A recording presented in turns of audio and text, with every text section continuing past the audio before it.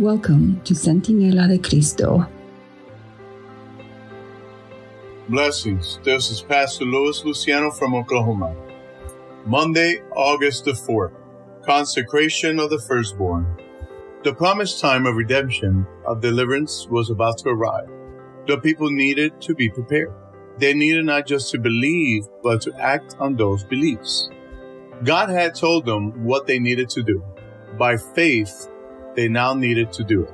Though in a totally different context from what James was writing about, the principle fits very well. But do you want to know, O foolish man, that faith without works is dead? James chapter 2, verse 17 to 20. Read Exodus chapter 13, verses 1 through 16. The Israelite firstborns were spared by God's grace during the final plague. Why this perpetual command? And what should it mean to us today?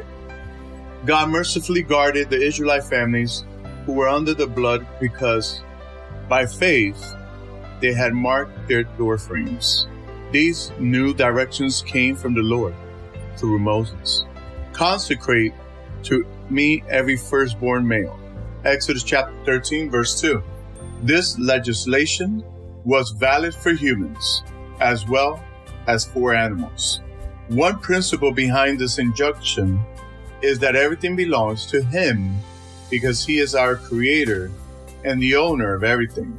The earth is the Lord's and everything in it, the world and all who live in it. Psalm 24, verse 1. The silver is mine, and the gold is mine, declares the Lord of hosts. Haggai chapter 2, verse 8. The Israelites' firstborn sons were the first fruit of God's blessings, which He had bestowed upon them. They were also a sign of their total consecration to Him and of their understanding that all they possessed came only from Him. Also, we see the idea of redemption, of salvation here. Their firstborn sons were spared death because they were covered by the blood. They were redeemed from death, as are all who are under the blood of Jesus. As Paul writes about Jesus, in Him we have redemption through His blood, the forgiveness of sins. Colossians chapter 1, verse 14. Meanwhile, regulations were given about how this dedication should be offered, a celebration of their deliverance from Egyptian slavery. They were to sacrifice the animals, but their sons were to be redeemed.